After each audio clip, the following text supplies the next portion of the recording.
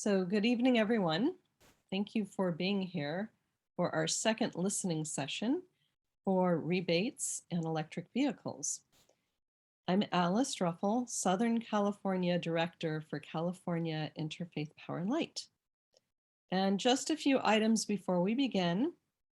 As other folks come on, we will be letting them in. We're happy to have Jesus Romero as our interpreter. Thank you for being here, Jesus. We may need you, we may not, but thank you for being here. My pleasure. It's an honor to be of service. And thank you to Leor Milgram Gardner, CIPL's Northern California Director, who is our tech person this evening. Thanks, Leor. The third is we are recording this. The session will be recorded for internal purposes only. We will be writing up a couple of reports for grant purposes and want to ensure that we write down everyone's input accurately. I will be following up with you by email to send you resources related to the rebates and other issues we talk about tonight. And if I don't have your address and you would like a gift card, please put your physical mailing address into the chat so I have it down so I can send you a Target gift card by tomorrow. So a quick overview of what we're doing for the next hour. And we are going to admit Reverend Sarah Halverson from Orange County. Welcome, Reverend Sarah. So a quick overview of what we're doing for the next hour. California Interfaith Power and Light is working with the Center for Sustainable Energy in San Diego on the adoption of electric vehicles in all communities, especially communities that are under-resourced. We will be discussing some questions and we will get input from you on these questions. The information that you provide to us will help us better understand the awareness you have of electric vehicles, rebates and incentives, and what you perceive as potential barriers to the adoption of electric vehicles in your communities. We're also interested in the best ways to receive information about rebates and incentives, such as flyers, events, trusted messengers, etc. So your opinions really do make a difference, and I greatly appreciate your input as we go along. So since we're a smaller group, and like I said, we may have other folks join us as we go along, but since we're a smaller group, I'd love to hear who we have around the Zoom table for the next 45 minutes. I will call on you one at a time. And if you can just state your name and your city where you're from and an organization or affiliation, that would be great. Just those three pieces of information. So I'll start. I'm Alice Ruffle, Sierra Madre, California Interfaith Power and Light. Jesus. I am Jesus Romero. I am your simultaneous interpreter, or paraphrasing tonight. I'm out of Bakersfield, California, and I think I missed that. I go to Valley Bible Church here in Bakersfield. Thank you. Thank you. Angie. Hi, I'm a member of the Immaculate Heart community of Los Angeles and also a member of the California Interfaith Power and Light. I live in Irvine. Thank you, Angie. And Ron. I'm Ron Hines, and I'm at Claremont, and I'm working with the Cobb Institute related to John Cobb, formerly of the School of Theology at Claremont. Thank you, Ron. Barb.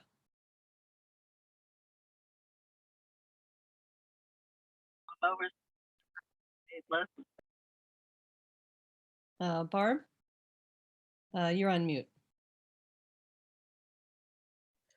Yeah, I'm in the Long Beach area and I do grassroots outreach in the Catholic and also interfaith communities. Nice to see you, Barb. Reverend Sarah.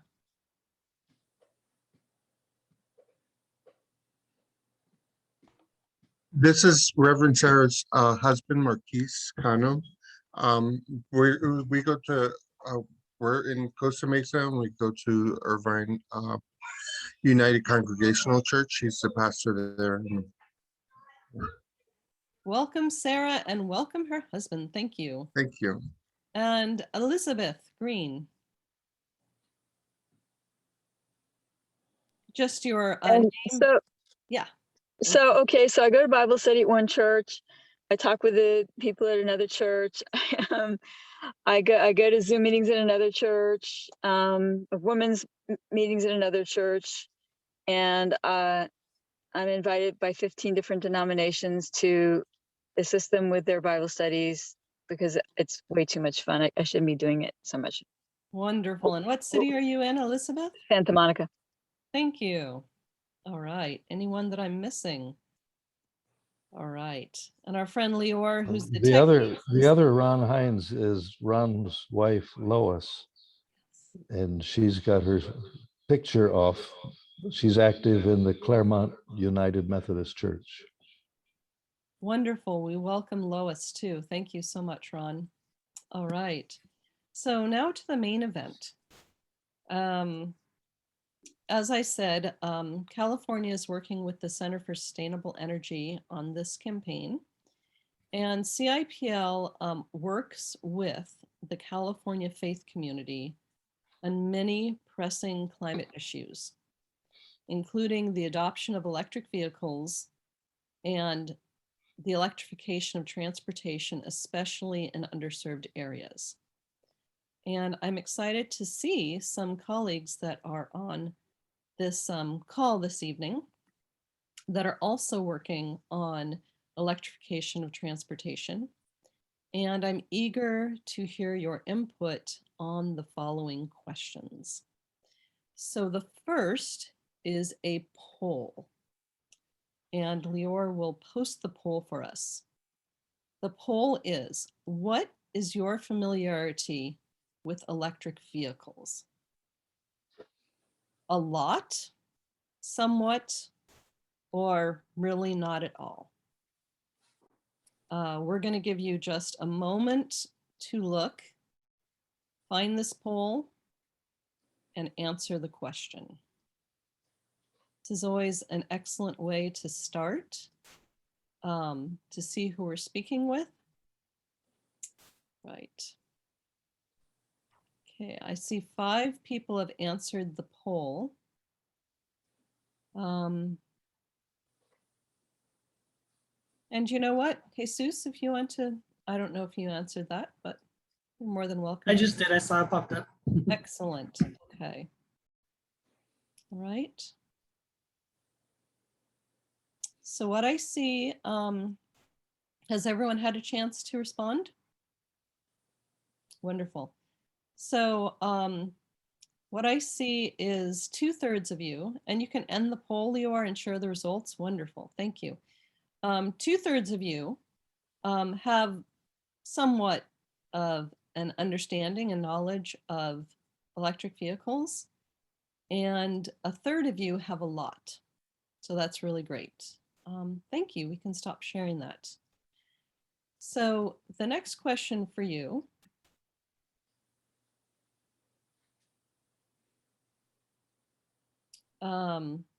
Thanks, Leor. And you can take that off. And if you want to show the first slide, the next question for you is kind of 3 questions in one.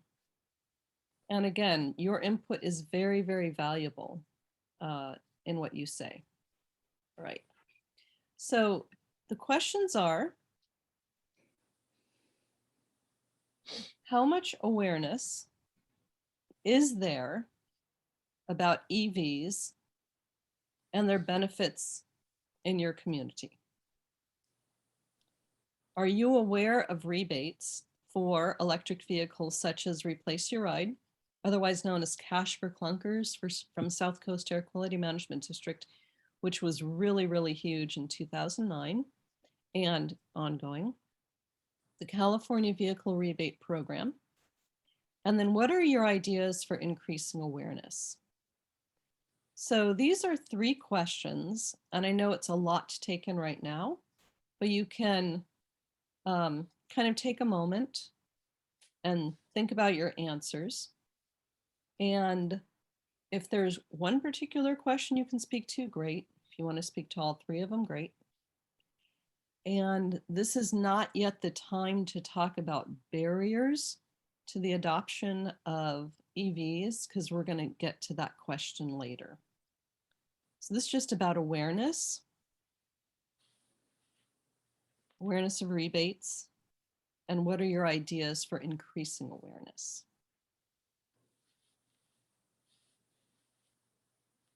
You want to just take a moment, and then whoever wants to start. Jesus, if you'd like, you had a lot of great input on last Thursday's session. So if you would like to have your answers as well here, that would be great.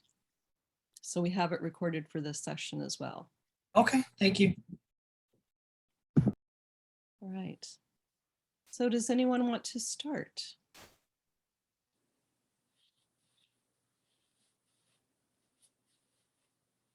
Don't make me start calling on people. I'll start. Okay. How much awareness is there about it in the community? In my community in Bakersfield, which we are located between Fresno and LA, about an hour and a half from Santa Monica, an hour and a half from Visalia, Fresno type of area. It's growing. Some of my concerns that I came across with you guys was Bakersfield, Kern County is a huge farming community, Hispanic, Latino, Punjabis, Arabic, and so forth. We do have a lot of truck drivers in between here a lot. So their knowledge is growing as they see it, but normally it's one of those that isn't, within reach, and the rebates. I've looked it up, and I know a lot of the current rebates are 1 rebate per household.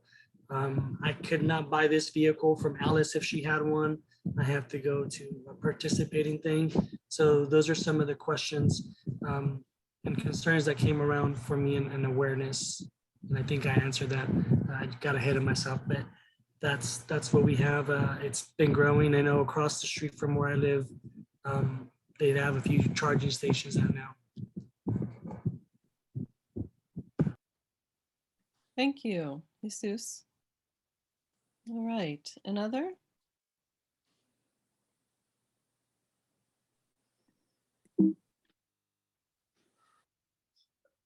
I think some of the way people look at them, it's like it's sort of a novelty. I get that kind of impression from people in the community, that it's more like it's something that's not really concrete, but it's a novelty to have an electric vehicle. And it's not like it's something they would think of as a mainstream vehicle that they would have for their primary commute vehicle. Even though they may have a short distance, it's not like it's something they would use all the time. Great, Barb. And you are in the Seal Beach kind of area. Can you tell us a little bit about what the awareness is about EVs? I think the awareness is there. People know about them, and there are quite a few in the neighborhood, but it's like it's more of a novelty item, and it's like a new technology, even though there's quite a few people that have them. It's not something that's looked at as a concrete sort of vehicle that you could use if you just had one car, say. people can use them to go to the, short commutes, but if they just have one car that they're depending on, it's not something that it's practical. It's a novelty item. Thank you, Barb. Others? Oh, this is Angie from Irvine. And I could say that in Irvine, we have charging stations at the railroad station. There are a lot of Teslas driving around. I think there's a bit of affluence here. And the city just received a grant from the Cool Block Challenge that will have this information distributed to 200 leaders within the city. So I think it will be much more education in this regard. I'm challenged by it because it's true what the last person just said about cost. I don't know a lot of people that get new cars often and or could afford them. So the affordability might be an issue, and then how to recharge them. More information about that. Thank you. Great. Thank you, Angie. I know in the comments, Elizabeth wrote down air quality, CO2 emission reduction, self-sufficiency, oil dependence, and low maintenance. Yes. Figured I'd read that out to the group, and that reminded me, I know we talked about it last time too, the repairs to these vehicles. All right. And we are going to be having a specific question about the barriers to ownership. And I should have mentioned that this is all really good, that in the new year, there will be a $4,000 rebate from Southern California Edison for used EVs and plug-in hybrids. So we can put that into the mix.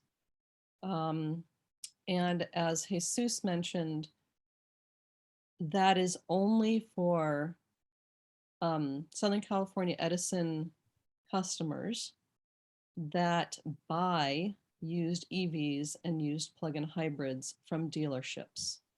It can't be a private sale. But Elizabeth, did you want to mention a little bit more about the level of awareness in your community and the city that you're from? Santa Monica. So back when Kevin McKeown, before he was mayor, Mhm. he was with Westside Greens. I was a co-facilitator, and we used to talk about how can we do this. And so we had, should be some kind of incentive for buying an electric vehicle. He bought one right away as soon as they came out, and we had bicycle lanes. We thought, and more bicycle lanes, less traffic. People thinking more of sustainability. Trying to green the west side of LA. That's it. I put some more stuff in the chat. Those are great benefits of EVs. How about Ron? I think the immediate community here, where is a retirement community of senior folks, many of whom would be quite excited about electric vehicles. More likely they would have a hybrid vehicle so that they, if you're making a long trip, can have a gasoline tank to get you where you're going without having to recharge for a long time. So I think awareness is high, but many are, because the age of our particular community here, most are not in a buying mode, but are playing out their cars that they've had for a long time and getting all the mileage they can out of them before they have to replace them. Right. And in Claremont, especially where you're from with Pilgrim Place and every place like that, is there a pretty large awareness of electric vehicles? I think probably a fairly high awareness, but I don't you know, I don't keep track of which ones on the street are electric and which ones are not. We do have at some of the Claremont colleges, there are a lot of sites for plugging in and charging stations. Great, thank you, Ron. And I'm sorry, I forgot your name, husband of Reverend Sarah, but would you like to give your input on these questions?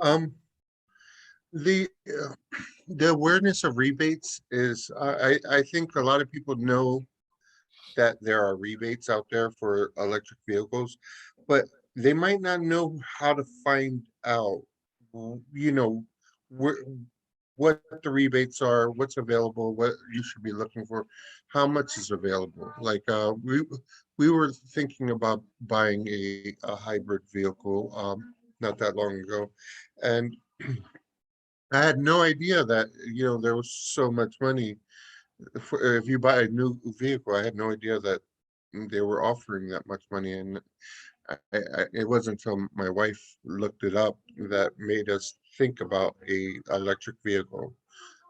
You know, think that it would be possible for it to buy an electric vehicle because of the rebates. Mhm. All right, thank you. And what is your name again? Marquise. Marquise, thank you. So that's really good. Thank you, everyone, for your input on that. That's very valuable. One thing too is I think that people sort of get concerned about is there's rebates and then there's tax credits at times. So if people don't have a lot of tax liability, the tax credits don't do good. So that it's really important that programs are rebates. You bring up an excellent point, Barb. What are the incentives? Are they tax credits, rebates, point of sale? You know, point of sale is absolutely the best. But that is an excellent point. Okay, we're going to go on to our next poll. So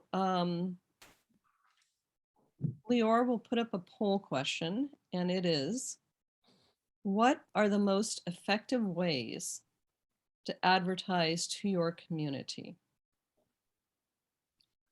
And I believe this is a multiple choice. Oh no, I put single choice. So what I'm going to do is let's keep this up, Leor, because I'd like more information. And I can, if we want to kind of do it multiple times, this can kind of be the most effective. And then I can end this poll, and then people can do number 2 kind of thing. Yeah, that's great. So I think. Right.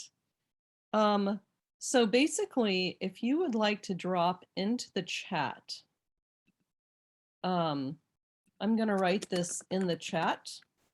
What are the most effective ways to advertise rebates and related information on pre-owned electric vehicles, plug-in hybrids, and related information to that. So I'm going to drop that into the chat. And so email is big, community events. There are also other ways to advertise these, personal phone calls. Okay, let's see. All right.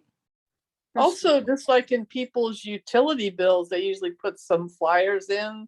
Yep. Or if you get your bills online, they'll give you these little messages like. Excellent. Yes. And then there are other ways, such as, you know, if you hear about it from the house of worship that you go to, is that effective? Online webinars, EV ride and drives, dealers, car dealers. So if you'd like to drop into the chat other ways that you think are effective, and I'm going to put these possibilities as well. There you go. Have a little bit of chat discussion. Some people say yes, flyers work. Great. All right, and you can end this poll, Lior. One person put in the chat car dealer advertisement. Barb mentioned farmers markets. It's really excellent. Go where the people are. Okay.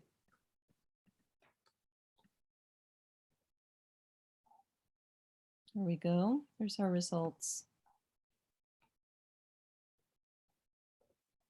Okay. Thank you very much, Lior.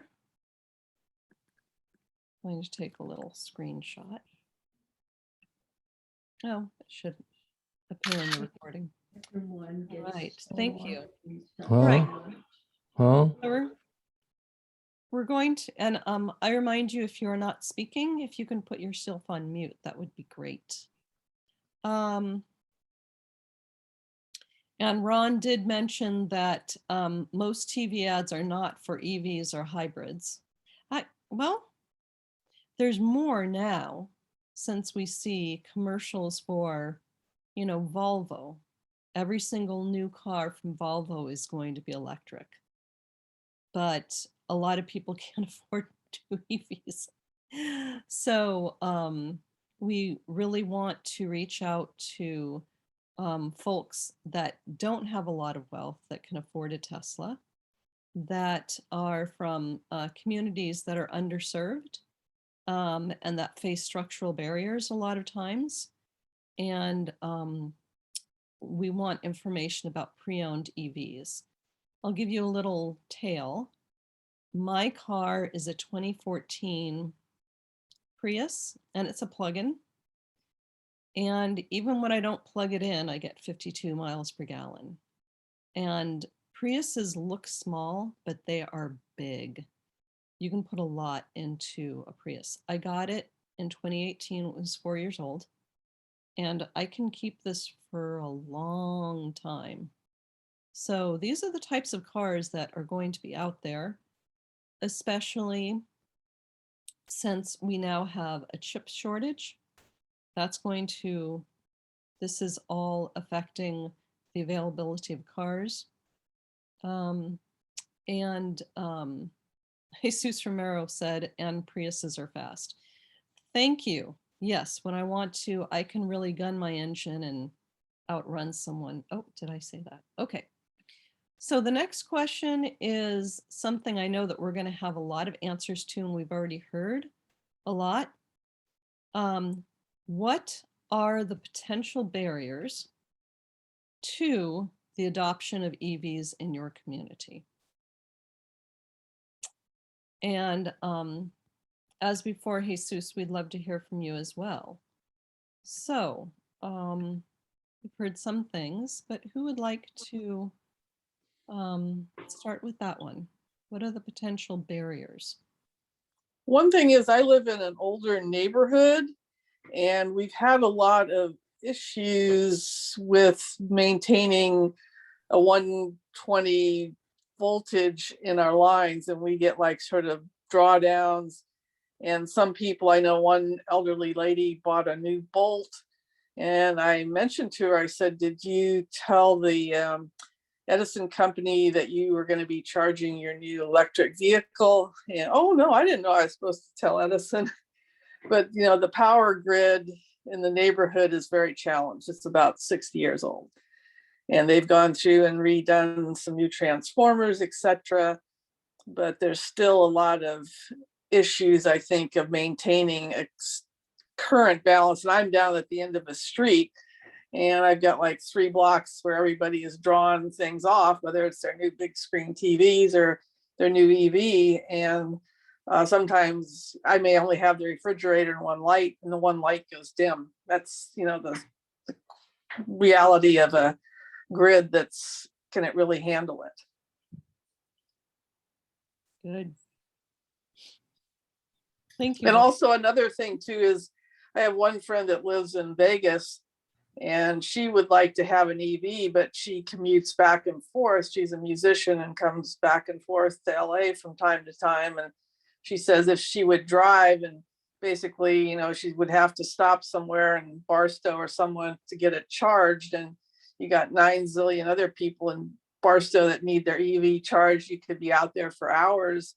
And I've heard that from other people too, that if they use their cars and they only have one car, they would obviously need to get a plug-in hybrid, but the pure EV is pretty much out of the question. And California is working very hard on the deployment of EV charging stations, but you're absolutely right, we need more. And CIPL has been active in the adoption of charging stations on the grounds of houses of worship. But you're right, that is a potential barrier that people talk about. She brought up a good point. I didn't think about it till right now when I heard her. What would that do to your electrical bill?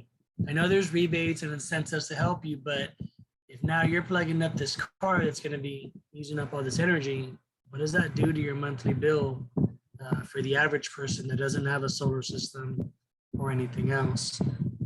And I did mention repairs. Everybody can easily repair, one of the gas vehicles or diesel vehicles, and not everybody can touch an electrical vehicle right now. Okay, others? Elizabeth says that there's fights over who gets to use the free charging stations. And charging stations, they're actually not as much as gas. They are less. But the whole thing of, figuring out how to set up an account and everything like that for charging stations. Did you have other potential barriers that you wanted to add, Elizabeth? No, I did the analysis one time, and it was almost a year ago. So maybe the gas prices have gone up and the electric charging station gas prices haven't gone up. So yeah, maybe by now it costs less, but it actually costed more for a while there. So it was around $3.50 a gallon for gas, and it costed $4 just to get, enough electricity to get you as far as 1 gallon of gas. Yeah, I think that has changed. Are there other potential barriers that you see in your community? Is there a guarantee on the price on that? Because I know that reminds me of diesels. Diesels were supposed to be very, good and low costing, and I think your diesel is way higher than your gas nowadays. So that, that could be the same with electric. Right now we're caught up, maybe, but who knows what tomorrow holds, and maybe it's still going to cost more. Well, you also have to find out how much of your home electricity it would cost to charge a car. I know that there are some people who just can't let go of their old car. They don't want to sell it. They know all how to use it, and they don't care if it's a gas guzzler. That's their car. They don't want to give it up.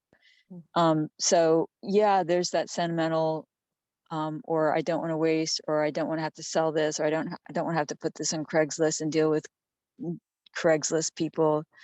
I get that kind of answer for why don't you have an EV? Right. Marquise, I think a lot of it, with the price of everything going up, people might not be able to afford a car altogether. Like if they don't need to replace their car, they might not have the initiative or have the extra money to buy a new electric vehicle or used. Right. Ron, you put something in the chat, and do you want to talk about that and talk about any other potential barriers you see to the adoption of EVs? I think the main barrier is just at least for ourselves, we think about whether there are charging stations enough if you're on a cross-country trip. That's why we'd be probably more inclined towards a hybrid rather than strictly EV. Although if you're commuting and have a fairly predictable, not too long a trip, electric would be good. We're retired and not really driving that much now. Thank you. And Angie, did you want to add something to this conversation? I'm sort of learning as I go here. There's more some barriers for me are lack of education. So as much as I'm thinking about, it's really a question. When this Build Back Better passes, will we have cheaper availability? Will these stations be free, or do you know? We anticipate with the infrastructure and Build Back Better, there will be more funds for EV charging stations. Some of them are free and some of them are cost right now. And there aren't many free ones. You know, my local Whole Foods has free ones, but I think it will help get more charging stations in the ground that are needed. But then there's always the question of how much they will be and setting up the accounts for them. Yeah. Got it. Yeah. So Jesus, do you have more to add to this? The potential barriers of adoption? The repairs, I know Ron added, you know, he was looking forward to his free fuel with the solar system being put. I was going to send him a message. Make sure they take into consideration your charging usage, because I know I with the many trades I've had, I did sell solar, and sometimes, you know, they're just going off of what your current usage is. So they give you 100% or as close to it, a little bit over, but your charging will now utilize more. So it'll be more out of pocket rather than that free solar energy that you were looking forward to. Anytime you change those formulas, it's important to be able to point that out so you don't think you were done wrong on that part of it. But I think everybody hit them on the head. You know, travel, you know, I can commute more. My biggest thing is if I break down, I can pull out some wrenches and fix it. I can take it down the street and someone will fix it at a lower cost than paying, you know, and I know this might be lower than some of the big cities, but $65, $75 an hour to repair and up, where an electrical vehicle, I'm pretty sure it's going to be, you know, in my small city going up at $100, $200 an hour, where in a big city like Santa Monica, you know, it's going to be much higher on that. All right. Okay, so thank you, everyone. Yeah, you have to take it to a dealership. It's hard to find a mechanic who's willing to work on it. That's another thing to take into consideration for resources needed and more education is the fixing aspect of it. Okay, so the last question that we have is, you know, if we get past all these barriers and everyone has the information and, you know, the availability and the cost goes down, would you like to see more pre-owned electric vehicles, plug-in hybrids, EVs in your community? Would you like to see them? And if so, why? We had Elizabeth put in the chat earlier some benefits, but yeah, so let's just kind of list those benefits and why would you like to see them in your communities? So someone would like to go first? Yes, I'd certainly like to see more in my community. And I would purchase one if things got a little easier and more of these barriers were solved. And Angie, why would you like to see more? Oh my gosh, the reduction of CO2 levels to get us to a safer environment, really. Thank you. And Elizabeth, would you like to outline some of those things that you dropped in the chat before? No, you can. Does anybody can't read the chat? Oh, no, it's because we're recording as well. Oh, So, well, I do like breathing clean air. But also there's a thing that I considered. I was going to buy a used EV, and I thought, I'm not sure how you tell whether the battery's any good. And I'm not sure I want to buy a used EV that's battery only, because what if suddenly the battery doesn't work anymore? I think I'd rather buy a used hybrid. that's good. That's good. That's the whole point of taking, yeah, anything that you are thinking of buying, EV or plug-in hybrid or just hybrid, you would have to take it to an independent dealership and have them look at that battery. That's a good point, Elizabeth. I think Barb has some. Most of the batteries have like 150,000 mile warranty on them is one thing that backs you up on those in California. I know I had that baby Prius, that Prius C, and it had 150,000 mile warranty, and I got rid of it. It had just about 100,000. Never had a problem with it, and it still seemed to be very strong. So that's one thing. One thing too about a used vehicle versus a new vehicle, a lot of times when I do the calculations, when I look at getting a car, sometimes the new vehicle is really a better opportunity for a lot of people because the interest rates are cheaper on a newer vehicle than a used vehicle. You get a longer warranty. You know, you haven't had somebody that maybe really didn't take care of the vehicle, even though there's not as much maintenance on an EV as there is on a gas powered car. So a lot of times I think people think, well, I'm going to save a few bucks, but in the long run, with those sort of parameters, you're really better off lots of times getting a new car. Yeah. And Barb, would you like to see more EVs in your community? And if so, why? I think if there was the infrastructure to support them, if it's cleaner. One thing too is there's a lot of sort of questions about how clean they really are because of the recycling of the batteries, manufacturing the batteries. I've seen some studies say that the hybrid plug-ins are really more eco-friendly in the long run than the full EVs because they don't have to have such a large battery to produce, to recycle, et cetera, et cetera. And so some ways they are a cleaner option than a pure having an EV economy where everybody's driving around in pure EV cars. Thank you, Barb.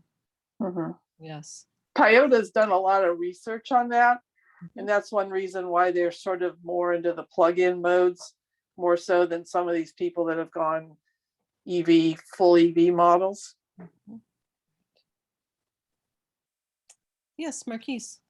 I definitely like to see electric vehicles more out there. You know, for the environment, for the gas. You know, get away from gas altogether. That would be great. For people's concerns about the batteries, I bought a rebuilt battery for my wife's Prius.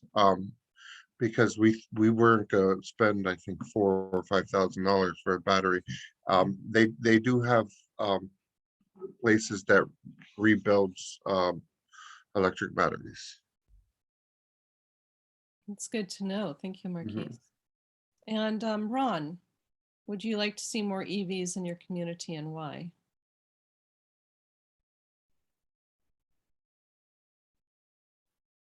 Yes, to save the planet. Mhm. Okay. All right. And then Jesus, I'll ask you that as a last question. I'd love to hear your input before we wrap up this evening. And before we do wrap up, if you would like to receive that gift card for your time this evening, please make sure that I have your address and you can drop it in the chat. Thank you. Thank you. Yes, I would love to see more vehicles. I mentioned I'm right in between everywhere, where we're considered a whole. So we get the pollution from everywhere. So we have really poor air quality most of the year, especially during the summers. You know, the one concern, but you know, it's past that, but the sound, some kind of sound, because I know as they come out, they don't make a lot of sound, so I can't hear you coming if I'm not paying attention. But yeah, definitely the air quality would be one of the biggest things for me. Technology is improving in all the school systems, so I know that'll open up new gateways for our youth as they start out in the new life of careers and so forth. So definitely the challenges and opportunities for our youth, and like I said, the air quality is a huge one for me. Exactly. Thank you so much, Jesus. Okay, before I wrap this up, does anyone have any last comments? Something they forgot to say that they want to now, or any questions? I was just wondering what experience you might have with congregations that are actively engaged in encouraging their people to buy electric or hybrid vehicles. We have several in our church parking lot, and so but I'm not sure that came because of any formal program, but maybe there are places where churches are intentional about that, and I'm curious what you know about that. Great. And Ron, which is your church? Claremont United Methodist. Great. Okay. So California Interfaith Power and Light has been very active for, I would say, at least 5 years. Even before that, on electric vehicle policy, the adoption of electric vehicles in California, and especially in transportation. So we've been very active in legislation that that encourages the shift to electrification in large trucks for the goods movements. And that is going on. So that is something that we're really focused on, especially because many of those trucks go through the Inland Empire, the Central Valley, and we're really following those. And then in terms of individual EVs and EV charging stations, we have an EV guide that after this meeting tonight, I will, send a follow-up. We have put out an EV guide about the benefits, the resources, accessibility, and we've been pushing these in houses of worship. Claremont United Methodist Church is one of our member congregations. And so I'm confident that they've heard from us about these things. And also, like I said, Lior up in Northern California and myself have been educating houses of worship on ways to get EV charging stations placed in houses of worship. And we sure would like to see more of that. So Ron, I'd love to have a discussion with you after this, and let's set up a time to talk about it. So thank you, everyone. Can I ask? Oh, sure, Elizabeth. Okay, so when we were kids, they used to have this thing at AAA called TripTik, where they would, as a service to their members, set up a trip across the country and tell you where the gas stations were, et cetera. But you could do the same thing. I mean, there might even be an app that would tell you where the electric stations are on the route that you want to take across the country. That would be a useful service for somebody who wants to take off on a road trip in an electric vehicle. That's great that you mentioned that, Elizabeth, because there are several applications that do just that, including ChargePoint. So EV owners are in the process of doing that. And there have been kind of journeys of EVs that have gone through the United States and have stopped, and where they stopped. So there are applications of where those are. So that's really helpful. But you make a good point that that has to be put out more. So you can just tell the app which roads you're going to take, and it'll tell you where along the way and how many miles in between. Yes. And then you figure out, well, how long you can go between. Yes. Okay, Yes. thanks. Sure. Yes. So that's an excellent point, that's something that needs to be made more overt as well. So thank you, everyone. Our time together just flew by. Please drop your address in the chat if you'd like to receive a Target gift card for your time tonight. And we will be in touch with you about issues of purchasing, accessibility, things that we raised on this call. And please know that your input tonight is going to go to the Center for Sustainable Energy and does help in development of materials or the adoption of EVs in all communities. So, and thank you to Lior, and thank you, Jesus, for your presence here tonight. So thank you, everyone, and take care. Thank you. Happy holidays. Thank And then you. We'll be in contact, Alice. All right. Excellent. Right. Take care. Bye-bye.